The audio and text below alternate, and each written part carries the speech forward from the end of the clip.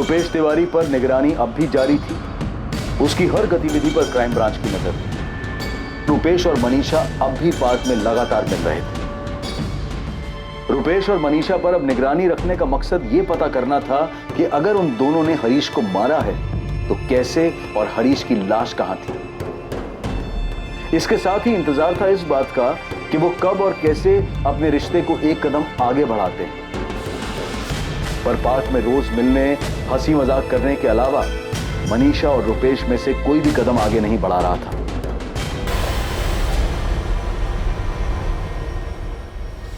रवि, जितना जल्दी हो सकता है मुझे 444689 इस नंबर की डिटेल्स निकाल कर दो।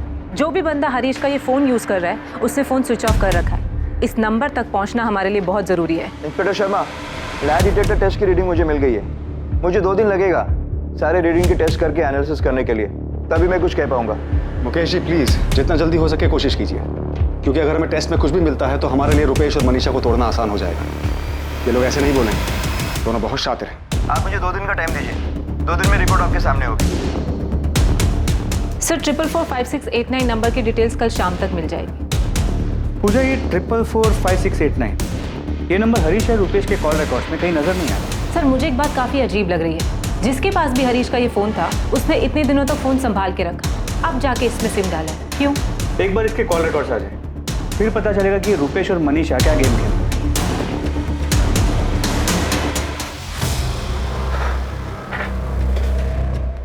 क्या हो रुपेश, लाइट डिटेक्टर टेस्ट में पुलिस ने क्या पूछा? वही जो कस्टडी में पूछ रहे थे। इस बार नया ये था कि कुछ तार वार लगाए थे उन लोगों ने। तो फिर सच पता चल जाता है क्या? पता नहीं, कह तो रहे थे। यार मैं तो शुरू से सच बोलता आ रहा हूँ, जो वो लोग मानने को तैयार ही नहीं है। रीना, मनीषा कैसी है? कुछ टेंशन में, कुछ सोच में, ऐसा कुछ दिखा क्या? नहीं, शक्ल से तो ऐसा कुछ नहीं दिख रहा है। मैं उसे मंदिर ले गई थी, भगवान की कसम दिलवाकर मैंने उससे पूछा कि रुपेश और उसके बीच में कुछ है क्या, पर तब भी उसने यही कहा कि ऐसा कुछ नहीं है। कुछ समझ में नहीं आ रहा। मनीषा भी तो इतना सब कुछ होने के बाद भी एक बार भी कहीं से दुखी नहीं नजर आ रही। वही तो, कुछ समझ में नहीं आ रहा इनके बीच कब हुआ है, क्या हुआ है। और मनीषा कुछ बोल भी तो नहीं रही।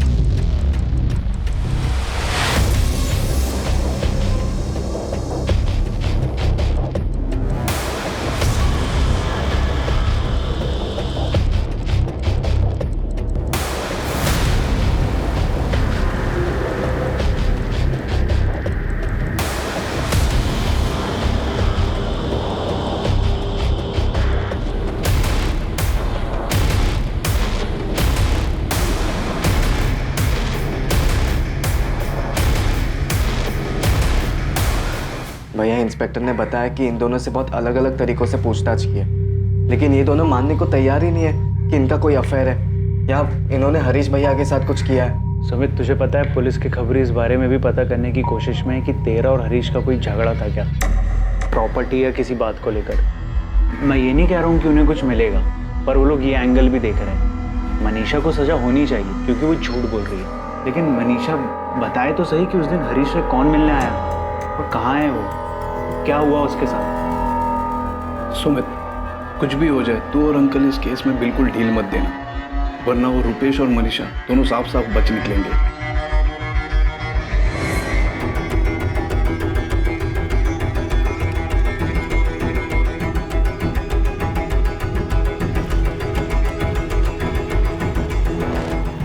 जब तक मैं अपने बेटे के बारे में पता न लगा लूं तब तक चैन से नहीं बैठूंगा। अमित, मनीषा तो कसूरवार है ही, पर तुम भी कम कसूरवार नहीं हो। अंकल, मनीषा कितनी बार कह चुकी है कि उसने कुछ नहीं किया है, वो सच बोल रही है।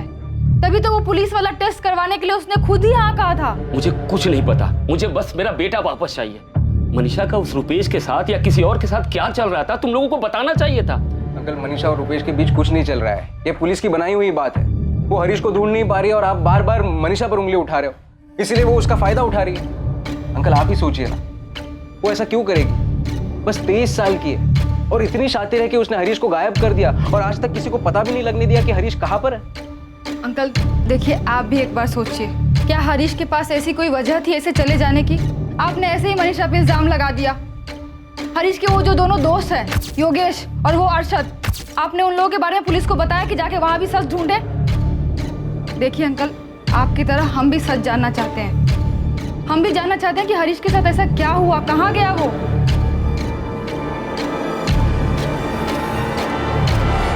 तेरा हीरो का है हरीश, वो भी आने वाला था ना साथ में? आए ना, वो रास्ते में उनका कोई दोस्त मिल गया था तो बोले कि 10-15 मिनट बाद उससे मिलकर आएंगे। दोपहर में भी मैंने फोन किया था, उस समय भी फोन बंद था। कोई काम में अटक गया होगा। चल मनीषा, मैं तुझे घर छोड़ देता हूँ, आजा। कंचन, ये बात अजीब है मगर सच है। हरीश के गायब होने के बाद से आज तक मैंने मनीषा के चेहरे पर कभी भी कोई दुख या परेशानी नहीं देखी। अमित, अब आप भी मनीषा पर... नहीं, मैं इल्जाम नहीं लगा रहा हूँ, मगर तुम ही सोचो, तुम्हें ये बात अजीब नहीं लगती कि हरीश के वापस ना आने से मनीषा को जरा भी दुख नहीं हुआ, जरा भी फर्क नहीं पड़ा? 2 दिन बाद क्राइम ब्रांच को उस आदमी की जानकारी मिली जो हरीश का फोन इस्तेमाल कर रहा था। समीर चंद्रा, रुद्र विहार का एड्रेस। रुद्र विहार? सर ये तो मूर्तिगंज के पास है, जहाँ पर हरीश का फोन स्विच ऑफ हुआ था। सर फोन रिकॉर्ड के मुताबिक हरीश की लास्ट लोकेशन मूर्तिगंज है। देखते हैं कि समीर चंद्रा वाकई में कोई है या ये भी कोई झूठ। और उसी दौरान लाई डिटेक्टर टेस्ट के परिणाम भी सामने आए। हेलो, इंस्पेक्टर शर्मा, मुकेश बोल रहा हूँ। हाँ मुकेश जी, क्या मिला टेस्ट में? आपने उन दोनों को जो भी सवाल पूछे, उनके जवाब के रिस्पॉन्स ग्राफ बहुत बारीकी से हमने चेक किया है। उन दोनों में से कोई भी झूठ नहीं बोल रहा है। क्या? उन्होंने किसी भी सवाल के जवाब में झूठ नहीं बोला? नहीं। ये सवाल हमने उन दोनों से पूछा था कि उनका अफेयर है। तुम मनीषा से प्यार करते हो? तुम रुपेश से प्यार करती हो? इंस्पेक्टर, आप देख सकते हैं दोनों के पैरामीटर में थोड़ा भी डिस्टर्बेंस दिखाई नहीं दे रहा है। उनके पैरामीटर से तो यही पता चल रहा है कि किसी भी सवाल का जवाब देने में उनको कोई हिचकिचाहट नहीं हुई। तब भी नहीं जब आप लोगों ने उन्हें पूछा कि उन्होंने हरीश को मारा है। रुपेश, क्या ये सच है? तुमने हरीश को मारा है? हरीश को कहाँ मारा? मैंने हरीश जी को नहीं मारा। यहाँ तक कि हरीश को मारने की प्लानिंग भी उन्होंने की थी, लेकिन इस सवाल पर भी उनका रिएक्शन नॉर्मल है। कोई घबराहट, कोई टेंशन नहीं दिखी। तो बेसिकली लाई डिटेक्टर टेस्ट ये कहता है कि उनका आपस में कोई रिश्ता नहीं, कोई अफेयर नहीं। ना ही उन्होंने हरीश को गायब किया है और ना ही उन्होंने उसे मारा है। हाँ।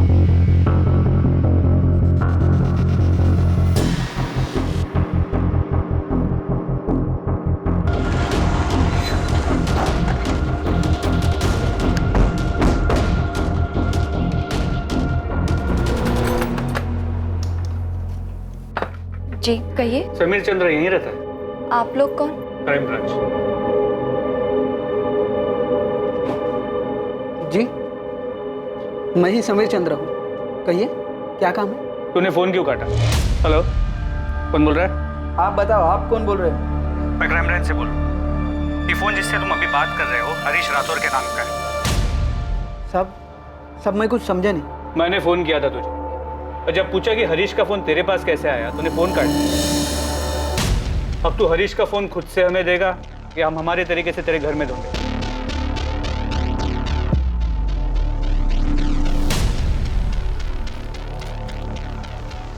हाँ, ये हरीश भैया का ही फोन है, लेकिन आपके पास कहाँ से आया? ये फोन हमें समीर चंद्र नाम के एक आदमी के पास से मिला है। किसी फैक्ट्री में ड्रिल ऑपरेटर है। मैम, लेकिन उस आदमी के पास हरीश भैया का फोन कहाँ से आया? पूछताछ शुरू की है, जल्दी पता चल जाएगा। बलराम जी, आपने समीर चंद्रा का नाम कभी नहीं सुना? नहीं, पर आप ये कैसे कह रहे हैं कि मनीषा सब सच बोल रही है? ये कैसा लाई डिटेक्टर टेस्ट है आपका? देखिए बलराम जी, जरूरी नहीं कि टेस्ट में जो आए वो सही हो, लेकिन ये भी सच है कि रिपोर्ट्स के हिसाब से मनीषा और रुपेश दोनों झूठ नहीं बोल रहे। हम इस समीर चंद्रा से पूछताछ कर रहे हैं, हो सकता है इसका हरीश के गायब होने में कोई हाथ हो। अब मनीषा झूठ बोल रही है, बहुत चालाक है वो। जिस दिन मेरा बेटा गायब हुआ, उसके चेहरे पे जरा सा भी दुख नहीं था, जरा सा भी शिकन नहीं थी, जैसे उसका पति नहीं कोई ऐरा गहरा हो। साहब, मैं समीर चंद्रा को तो नहीं जानता, लेकिन इतना जरूर जानता हूँ कि मनीषा ने मेरे बेटे को गायब किया। अब मैं डर गया था, क्योंकि जैसे ही इस फोन में मैंने अपना सिम डाला, तुरंत आपका फोन आया कि आप क्राइम ब्रांच से है और ये फोन मुझे कहाँ से मिला? समीर, मुझे तेरे डर की नहीं, तेरे सच की कहानी बता। बोल, ये फोन तेरे पास कहाँ से आया? सब रास्ते में पड़ा मिला। पान वाले की दुकान के बगल में कूड़े के पास पड़ा था। मैं पान बनवा रहा था जब फोन पे मेरी नजर पड़ी।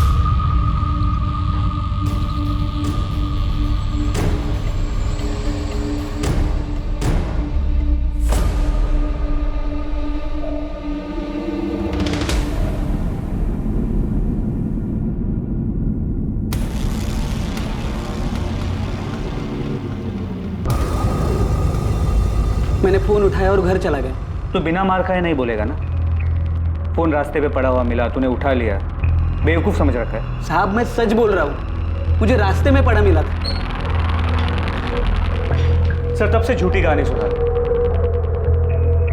देख, इससे पहले कि हम तुझसे अपने तरीके से सच बुलवाएं तो खुद ही बोल रहे, तूने ही जबलपुर के रुपेश तिवारी के साथ मिलकर मारा ना हरीश राठौर को? मारा? मैंने किसको मारा साहब? और मैं जानता तक नहीं ये हरीश राठौर कौन है। अगर तू इतना ही मासूम है तो मेरा फोन क्यों कट किया और उसके बाद फोन स्विच ऑफ क्यों कर दिया? इतने दिनों बाद मोबाइल में सिम डाला और पहला ही फोन आपका आया तो मैं डर गया था साहब। साला ये क्या मामला है, कहीं मैं फंसना तो चुका है। हरीश को गायब हुए 2.5 महीने बीत चुके हैं। इतने दिनों से तेरे पास फोन था, तूने अब जाके चालू किया? साहब मैं गरीब आदमी, एक फैक्ट्री में ड्रिलिंग का काम करता, मैं क्या किसी को मारूंगा साहब? मैडम मेरे पति किसी को नहीं मार सकते, सच में उन्हें फ़ोन पड़ा हुआ मिला था। अच्छा, रास्ते पे पड़ा मिला था। रास्ते में कोई चीज़ मिलेगी तो अपना समझ के रख लेगा, जिसका उसे देने की कोशिश नहीं करेगा वो। मैडम गलती हो गई, सीधे साधे लोग हैं हम, उन्होंने ऐसा कुछ नहीं किया। बल्कि आपका फ़ोन आने के बाद वो इतना डर गए थे कि फ़ोन फेंकने वाले थे। मैंने सोचा कभी आप लोग मुझे ढूंढते हुए आए तो मैं आपको सब सच बोल दूंगा, इसलिए फ़ोन नहीं फेंका, अपने ही पास रखा। मैडम अगर उन्होंने मर्डर किया होता या कोई गलत काम किया होता तो हम लोग अब तक यहाँ रुकते, भाग गए होते। कपिल इसे छोड़ना मत, बिठा के रखो, पूरी हिस्ट्री निकालो इसकी, पैदा होने से लेकर अब तक की। 2.5 महीने फोन संभाल के रखा है इसने, पूरी पॉसिबिलिटी के हरीश के गायब होने में और उसके मर्डर में इसी का हाथ हो। हाँ मम्मी, अमित गए थे पुलिस स्टेशन, आकर बताया कि मनीषा और रुपेश सच बोल रहे थे। तो बेटा वो जो टेस्ट बोल रहे थे उसमें उनको ज़्यादा कुछ नहीं बताया मम्मी, बस इतना बताया कि उस टेस्ट में मनीषा के खिलाफ कुछ नहीं मिला है। पर अभी भी ये नहीं पता चला है कि हरीश कहाँ गया, क्या हुआ उसके साथ। बस बता रहे थे कि क्राइम ब्रांच वाले ने किसी आदमी को पकड़ा है जिसके पास हरीश का फ़ोन मिला है, उसी से पूछताछ कर रहे हैं सब।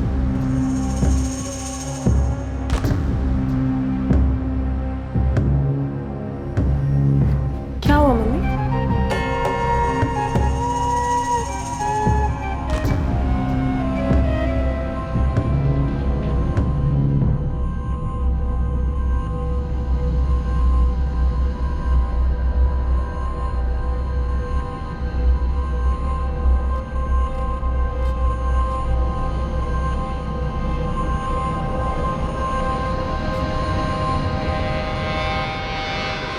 नहीं, कभी नहीं मिला इससे और न कभी देखा।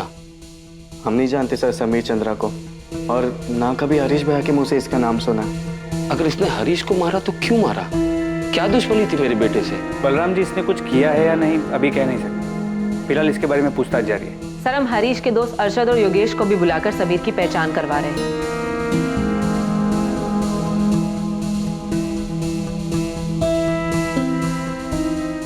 अरशद और योगेश भी ये नहीं जानते कि समीर कौन है? नहीं सर।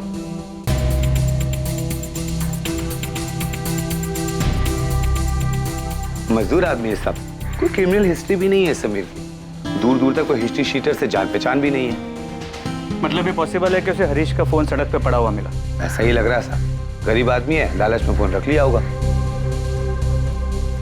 हमसे इस मामले में कहाँ चूक हो रही है? सारी मेहनत बेकार जा रही है। पहले ही रुपेश तिवारी वाला एंगल सामने आया, लगा केस क्रैक हो गया है, और कुछ नहीं मिला। और ये समीर के मामले में भी सब कुछ डेड एंड पे जाके खत्म हो रहा है। मुझे नहीं लगा था कि लाई डिटेक्टर टेस्ट कराने का कोई फायदा नहीं होगा, पर अब भी मुझे यही लगता है कि मनीषा और रुपेश ने ही हरीश को मारा है। हम गलत नहीं थे सर। हमने उन्हें इतने सारे सवालों में उलझाया था, फिर कैसे? कपिल, अब उस पर एनालिसिस करने का कोई फायदा नहीं। हमें यह सोचना होगा कि कौन से तरीके से आगे बढ़ा जाए ताकि उनके खिलाफ हमें कोई सबूत मिल सके, कोई सुराग मिल सके। हमें उन दोनों पर नजर रखनी चाहिए, क्योंकि मर्डर के बाद का भी तो कोई प्लान होगा उनका। जाहिर है ये दोनों जितने शातिर हैं, इन्होंने सोचा ही होगा कि पुलिस आएगी, छानबीन करेगी, तो कुछ टाइम तक शांत रहना पड़ेगा, उसके बाद हम अपने प्लान को आगे बढ़ाएंगे। रुपेश तिवारी पर निगरानी अब भी जारी थी, उसकी हर गतिविधि पर क्राइम ब्रांच की नजर थी। रुपेश और मनीषा अब भी पार्क में लगातार मिल रहे थे।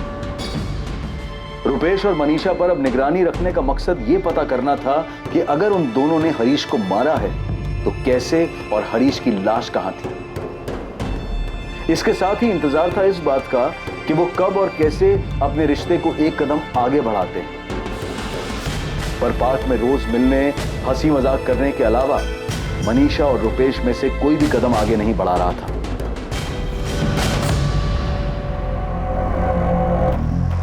कितनी शांत और खुश लग रही है, जैसे कि कुछ हुआ ही नहीं। यस सर, इसे किसी चीज से कोई फर्क ही नहीं पड़ रहा है।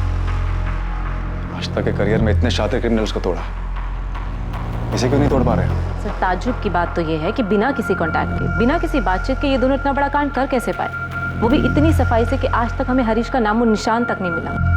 सर, मनीषा और रुपेश का मेल मिलाप अब भी जारी है, बल्कि मेल मिलाप के साथ साथ सैर सपाटा भी शुरू हो गया। कभी होटल, कभी नर्मदा में बोटिंग के लिए भी जाने लगे। इसके अलावा और कुछ पता चला? हरीश की बॉडी कहाँ दफनाई है या जलाई है? नहीं सर, मनीषा रुपेश का सारा कच्चा चिट्टा खोल दिया, लेकिन रत्ती भर भी खबर नहीं लगी कि हरीश को कहाँ गायब किया, कैसे मारा, और उसकी बॉडी को कहाँ और कैसे ठिकाने लगा। कहीं हम गलत ट्रैक पे तो नहीं जा रहे कपिल? ये मनीषा और रुपेश के चक्कर में कोई और मोटिव, कोई और कल्प्रिट छूट तो नहीं रहा हमसे?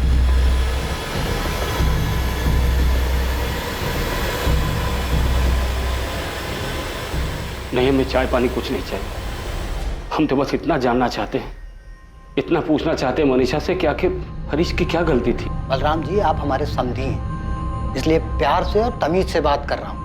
सच आपके सामने है कि... सच सामने नहीं है अंकल, हमारे सामने सिर्फ हरीश भैया की अनसुलझी गुमशुदगी और कुछ नहीं। जिस गुमशुदगी का सारा बोझ मनीषा पर डाल दिया, हमारी बेटी को सबके सामने मुजरिम बना दिया, रुपेश के साथ मनीषा का नाम जोड़ दिया। पुलिस हजारों सवाल पूछ चुकी है मनीषा से।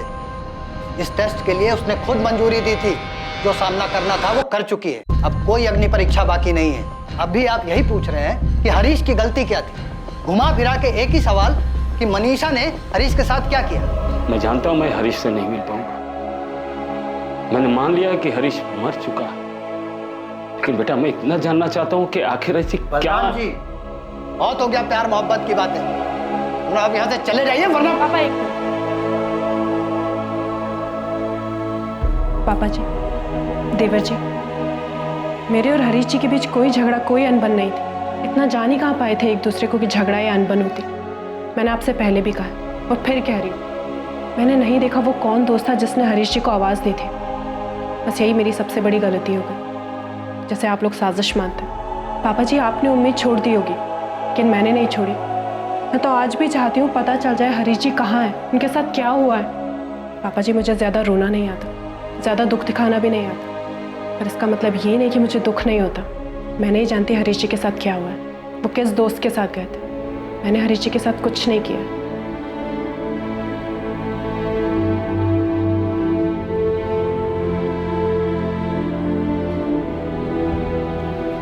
साहब, हम 4 दिनों से यहाँ चक्कर काट रहे हैं पर आप मिल ही नहीं रहे हैं। सर, आपने हरीश भैया को ढूंढना बंद कर दिया है क्या? हाँ बलराम जी, सुमित, ये सच है कि अभी हम दूसरे केसेस देख रहे हैं, लेकिन अगर हमें हरीश के केस में छोटा सा भी सुराग मिला तो हम दोबारा पूरे जोर शोर से हरीश के केस पर वापस लग जाएंगे। हमने उसके दोस्तों से भी बात की, वो अरशद और योगेश, उन दोनों से अलग अलग तरीके से बातचीत की, लेकिन अभी तक कोई भी एंगल समझ में नहीं आ रहा। तो आप मनीषा और रुपेश को यूं ही छोड़ देंगे? साहब, मैं जानता हूं कि उन्होंने ही मिलकर मेरे हरीश... क्या करें? शक के बिना पे गोली मार दें उनको? आप अच्छी तरह जानते हैं कि हम पूरी कोशिश कर रहे हैं। हमें भी शक है कि रुपेश और मनीषा ने... जब आपको शक है तो आप उन्हें इस तरह ऐसे खुला क्यों छोड़ रहे? पकड़िए ना उनको। हम गए थे भाभी के घर पे, हमने देखा जो कुछ भी बोल रही थी साफ साफ लग रहा था नाटक कर रही है। इतना सा भी दुख नहीं था उनके चेहरे पे। दुख, पछतावा नहीं है, ये हमने भी देखा है, लेकिन ना तो ये कोई सबूत है, ना इसके बिना पर कोई केस बनता है।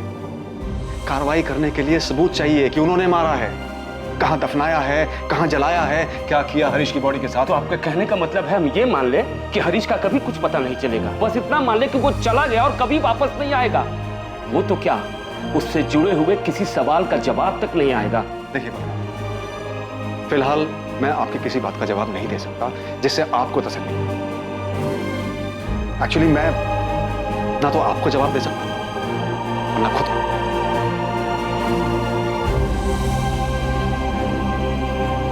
हरीश मिसिंग केस में क्राइम ब्रांच भी कोई हल नहीं खोज पाई, कोई क्लोजर नहीं दे पाई।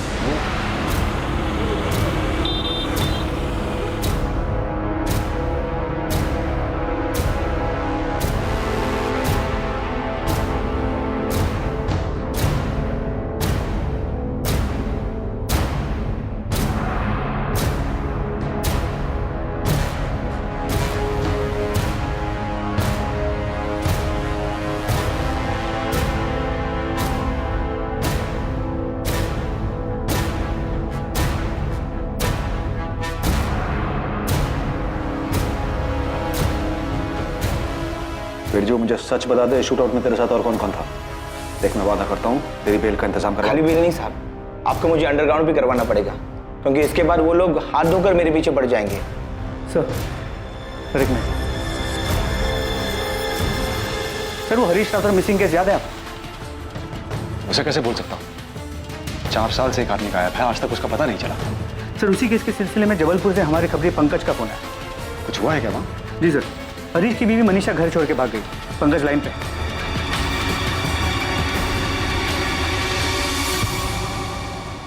किसके साथ भागी है मनीषा? सोच के देखो साहब, कौन हो सकता है?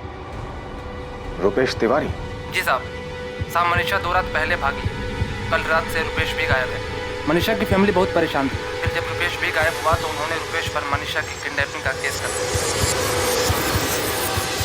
रुपेश का फोन नहीं लग रहा है, इसका मतलब ये थोड़ी है कि मनीषा को लेके भाग गया है। भागा नहीं है तो कहाँ गया है वो?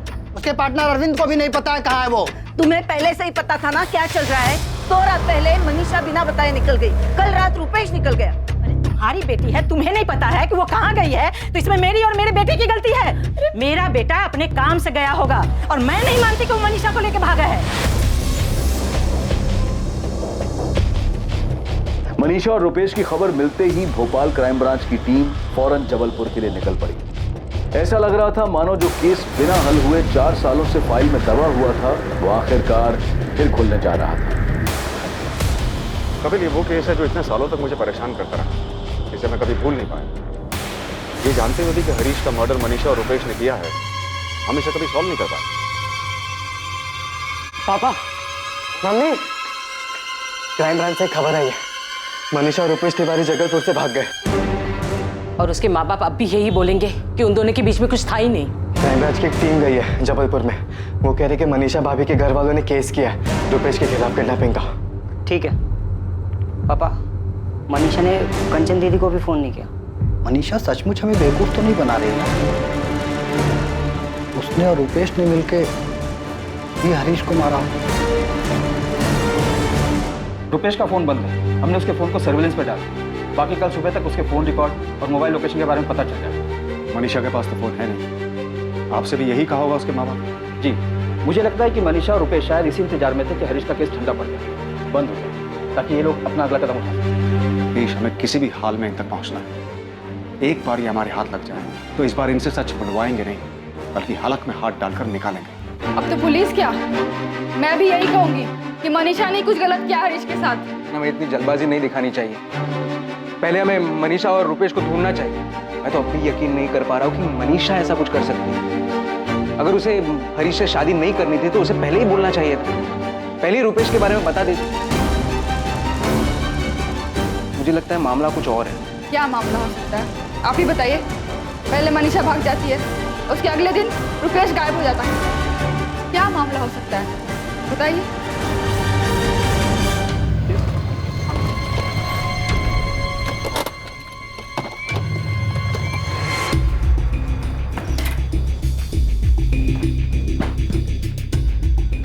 अरे तूने मनीषा कहाँ है मनीषा?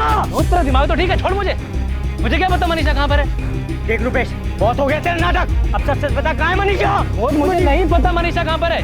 4 दिन पहले भी तुम लोग यही सवाल पूछ रहे थे मुझसे। अरे मुझसे पूछ के भाग गया क्या वो? सर, मैं अपने दोस्त से मिलने के लिए इंदौर गया हुआ था।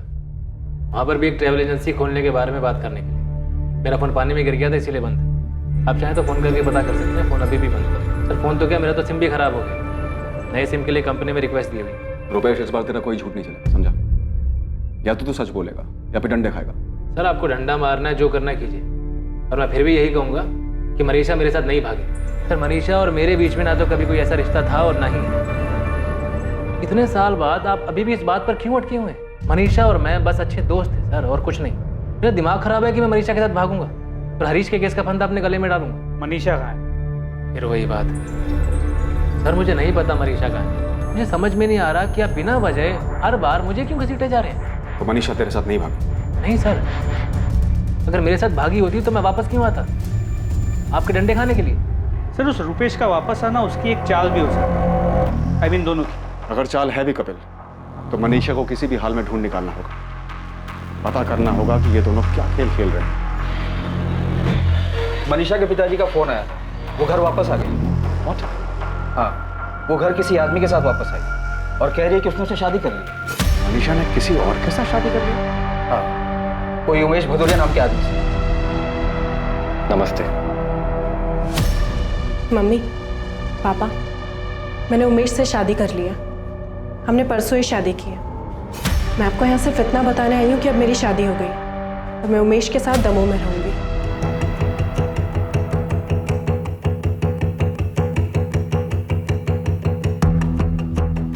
मैं 2 साल पहले उमेश से ही जबलपुर में मिली थी। हम दोनों के बीच बातचीत थी। मुझे उमेश अच्छे लगने लगे और फिर मैंने उनसे शादी करने का फैसला कर लिया। फैसला कर लिया? तू इतनी बड़ी हो गई कि फैसला करने लगी? हमें पूछने बताने की जरूरत नहीं समझी?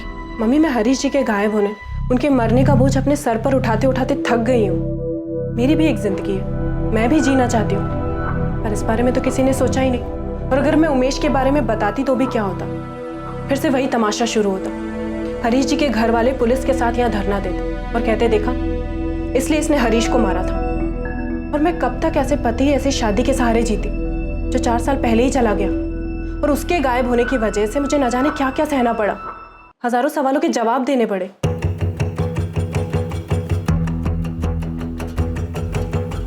पापा, भोपाल से क्राइम ब्रांच वाले आए, आपसे बात करना चाहते। 1 मिनट, आज उनसे पापा नहीं, मैं बात करूंगी।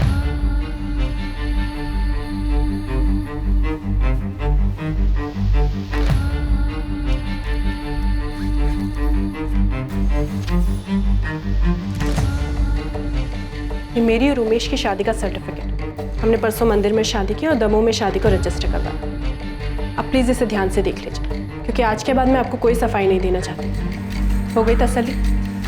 अब आप प्लीज़ मेरी ज़िंदगी में दखल देना बंद कर दीजिए।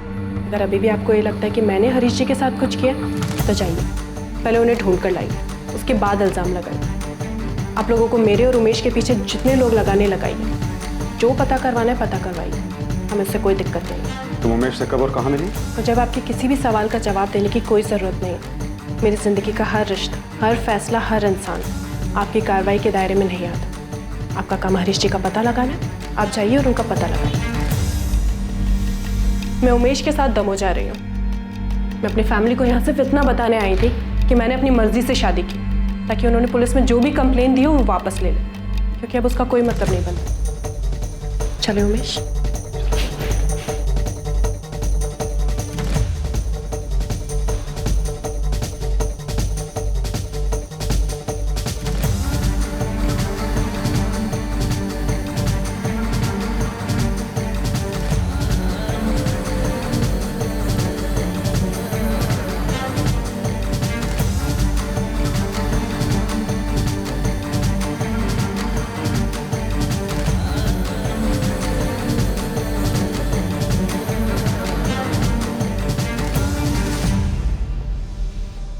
साहब, कहीं मनीषा ने रुपेश के बजाय उमेश के साथ मिलकर तो नहीं? बलराम जी, हम उमेश के बारे में पता लगा रहे हैं, लेकिन अभी तक ऐसा कुछ भी सामने नहीं आया है कि हरीश के साथ शादी करने से पहले मनीषा और उमेश एक दूसरे को जानते थे। यहां तक कि मनीषा के परिवार में भी कोई उमेश को नहीं जानता। सर, ये मनीषा बहुत शातिर है। पहले आपको रुपेश के साथ इतना सब कुछ मिला और अभी अचानक से उमेश आ गया। सर, उमेश का आना भी मनीषा की कोई प्लानिंग होगी। ये पक्का कोई खेल खेल रही है सर। सुमित, हम मनीषा की चाल समझने की कोशिश कर रहे हैं कि आखिर ये चल क्या रहा है। 4 साल बाद हमें लगा कि हरीश के केस में कुछ हाथ आया है, लेकिन जब वहां जाकर देखा तो उसका कुछ अलग ही पैतरा सामने आया। आपने पहले भी तो पूछताछ की थी, तो कौन सा सच सामने आ गया? पता नहीं, ऐसे ही लाई डिटेक्टर टेस्ट में भी झूठ बोला और किसी की नजर के सामने ना आया। बलराम जी, सर, कुछ ऐसा नहीं जिससे इनसे सच उगलवा लिया जाए कि इन्होंने हरीश भैया के साथ क्या किया है, क्यों किया है। सुमित, अभी मैं सिर्फ इतना कह सकता हूं कि हम पूरी कोशिश करेंगे, वो सब करेंगे जिससे हरीश का पता लग सके और सच बाहर आ सके। मनीषा की जिंदगी में एक नया किरदार आया, उमेश भदौरिया।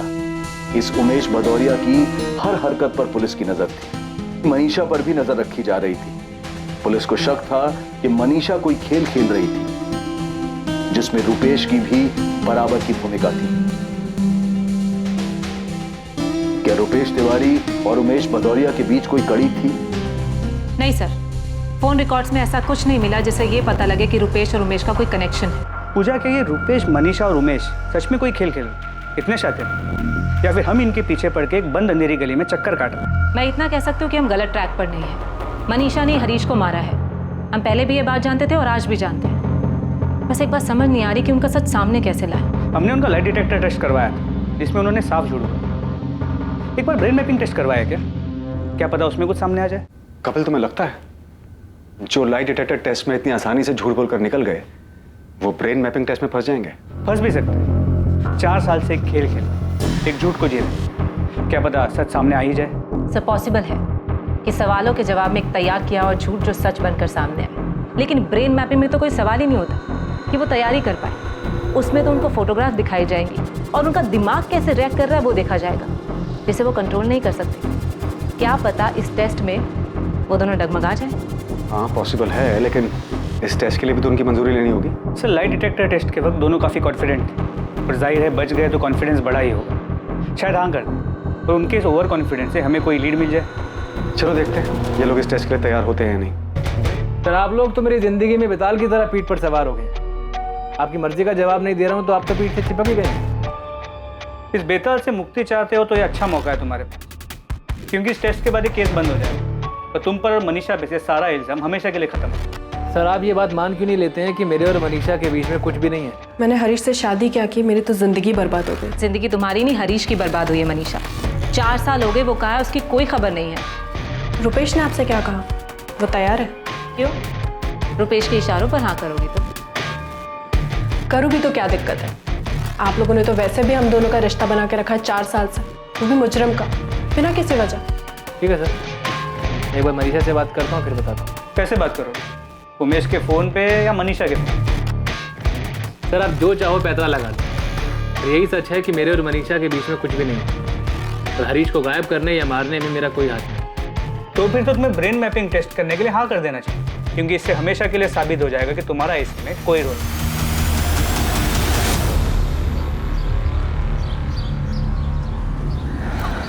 कैसी है? मम्मी पापा भी नाराज है तुमसे? हाँ, यही कहते रहते हैं कि क्या हरकत की है, कौन है उमेश, और वही सारी बातें। ये क्राइम ब्रांच वालों ने ब्रेन मैपिंग टेस्ट को लेकर दिमाग खराब कर रखा है, बहुत परेशान किया हुआ। हाँ मुझे भी। क्या कहती है? हाँ कर देना चाहिए। रुपेश मुझे लगता है कि उन्हें ये भी कर लेने दे, कम से कम तसल्ली तो हो जाएगी, और हमारा पीछा करना भी छूट जाएगा, और हमारा भी ये रोज़ की मुसीबत से ना पीछा छूट जाएगा।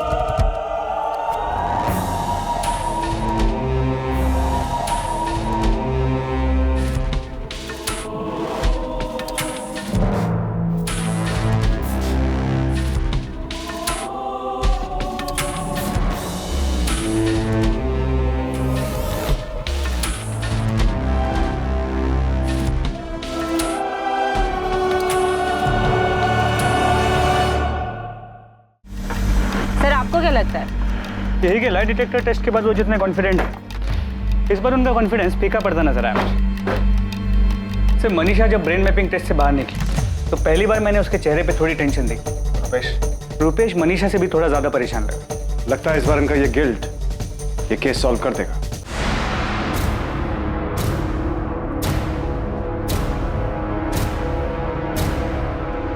मनीषा उन लोगों को कैसे पता चला? रुपेश मुझे नहीं पता उन्हें कैसे पता चला। नहीं, उन लोगों को कुछ नहीं पता। उन लोगों को किसी भी हाल में कुछ पता चल ही नहीं सकता। कुछ पता नहीं चल सकता?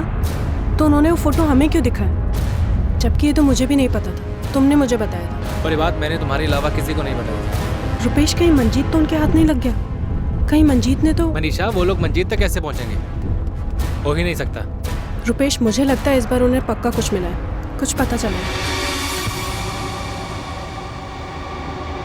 रुपेश कुछ भी हो, पर अब मैं वापस नहीं जाना चाहती। इतना सब होने के बाद अब फिर 4 साल बाद ये। मनीषा ऐसे घबराने की जरूरत नहीं है।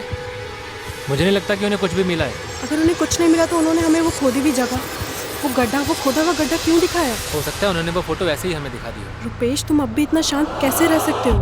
तुम्हें टेंशन नहीं हो रही कि? मनीषा, टेंशन हो रही है, पर मुझे नहीं लगता कि मुझे लगता है ये टेस्ट हम पर भारी पड़ने वाला है।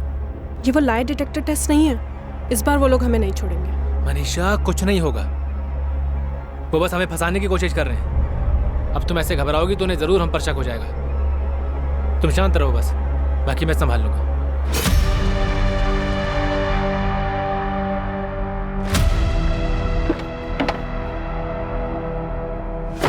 हाँ भाई। मंजीत, तेरे प्लॉट पे कोई गया था क्या? नहीं तो। तेरे दिहाड़ी वाले मजदूर की किसी से कोई बात हुई थी? नहीं, ऐसा कुछ भी नहीं हुआ। क्यों? किसी पुलिस वाले ने तुझसे पूछताछ की थी क्या? भाई तू ठीक तो है ना? और तू इतने सालों के बाद घबरा क्यों रहा है? कुछ बताएगा मुझे? अभी तैਨੂੰ कुछ करना होगा। क्या क्या कुछ क्या? चल।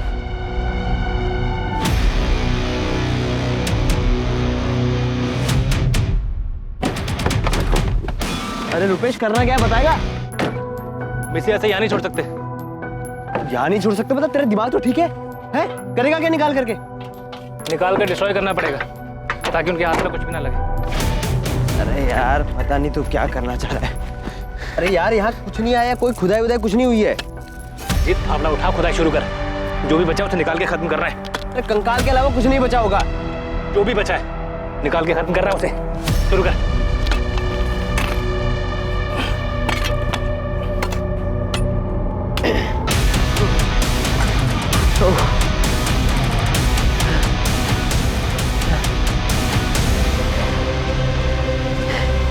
अब क्या करना है इसका बता। एक काम करते हैं, इसकी हड्डियों को चूरा करके ना कहीं दूर फेंक के आते हैं। गाड़ी में चादर रखी, मैं लेकर आता हूँ।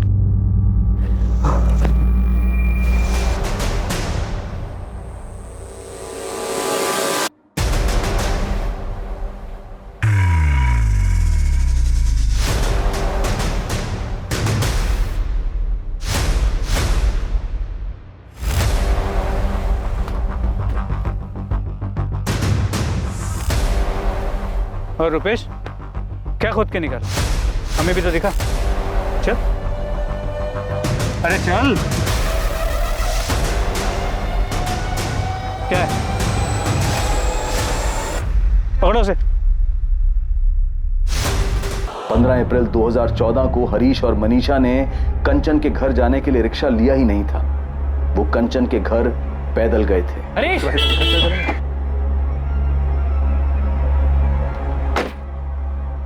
कैसे हो? मैं ठीक हूँ भाई। यहाँ कैसे? भोपाल में? भोपाल में किसी काम से आया था, वापस जा रहा था तो तुम दोनों पर नजर पड़ी, सोचा मिलते ही चलो। ठीक किया। कैसे हो मनीषा? ठीक। यार अच्छा हो तुम मिल गए। हाँ। थोड़ी देर के लिए मेरे साथ चलो ना, मुझे तुम्हारी हेल्प की जरूरत है। अभी? हाँ यार अभी मैं मनीषा को लेकर के कंचन दीदी के यहाँ छोड़ने जा रहा था और वहाँ से फिर काम पे भी जाना है। तो एक काम करो, तुम शाम को घर पे आ जाओ ना, बैठ के बातें करते हैं हम लोग। यार हरीश, बस आधे घंटे की बात है। एक्चुअली मैं भोपाल में एक नया काम शुरू करने की सोच रहा हूँ। तुम तो यहीं के हो, सही आइडिया दे दोगे। चलो ना, और शाम को वापस जा रहा हूँ तो मिल नहीं पाऊंगा। चलते चलते बात कर लेंगे। कम।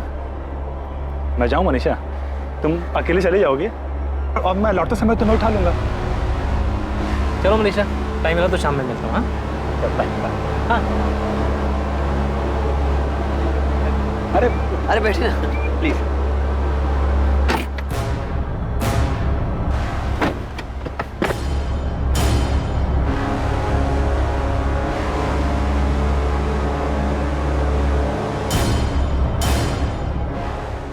इधर प्लॉट खरीद के क्या करोगे? भोपाल शिफ्ट होने का प्लान है क्या? ऐसे ही सोच रहा हूँ, पर एक बार तुम प्लॉट देख लो, उसके बाद बताना कि लेना चाहिए कि नहीं।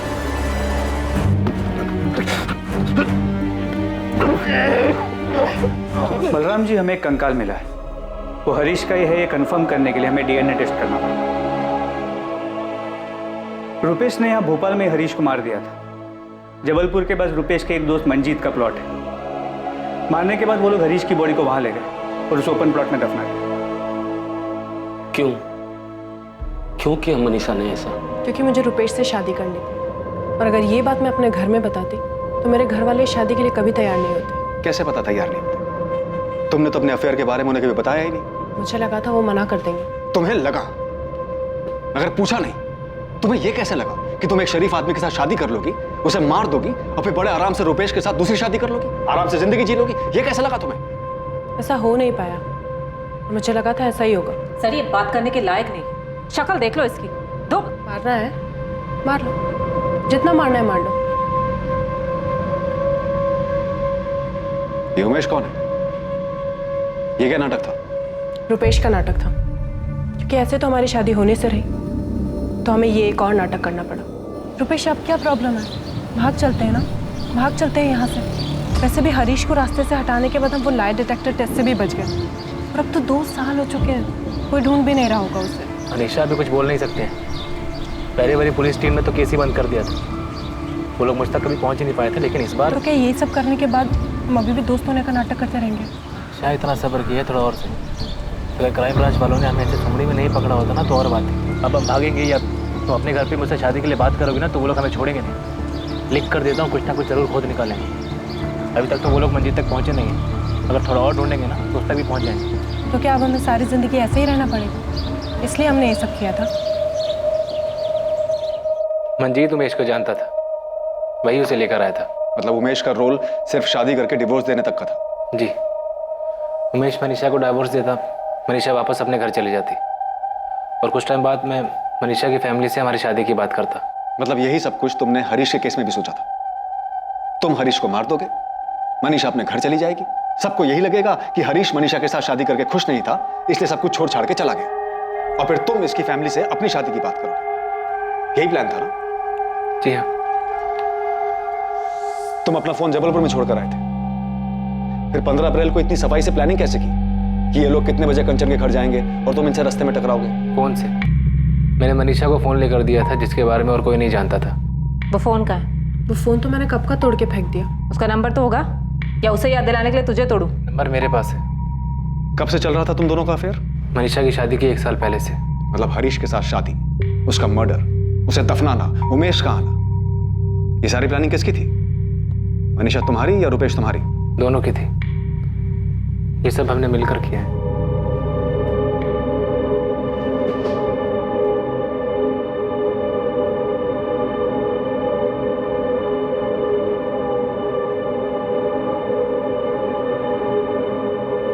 सर, ब्रेन मैपिंग टेस्ट की रिपोर्ट आ गई। क्या है रिपोर्ट में? फिर से दोनों निर्दोष साबित हुए? नहीं, रिपोर्ट के मुताबिक इस जुर्म में दोनों शामिल। 4 साल बाद हरीश के परिवार और इस केस को क्लोजर मिला, जो बेशक एक दुखद अंत था, जिसका उन्हें अंदेशा पहले ही हो चुका था, पर फिर भी जानना जरूरी था कि आखिर हरीश के साथ क्या और क्यों हुआ था। रुपेश की मां को मनीषा और रुपेश के प्रेम संबंध और उन्होंने साथ में रहने के लिए जो भयानक जुर्म किए थे, उसकी जानकारी ने बेहद सदमा पहुंचाया था। मनीषा के परिवार के लिए भी इस बात पर विश्वास करना बहुत मुश्किल था कि उनकी बेटी अपने स्वार्थ के लिए इस हद तक जा सकती।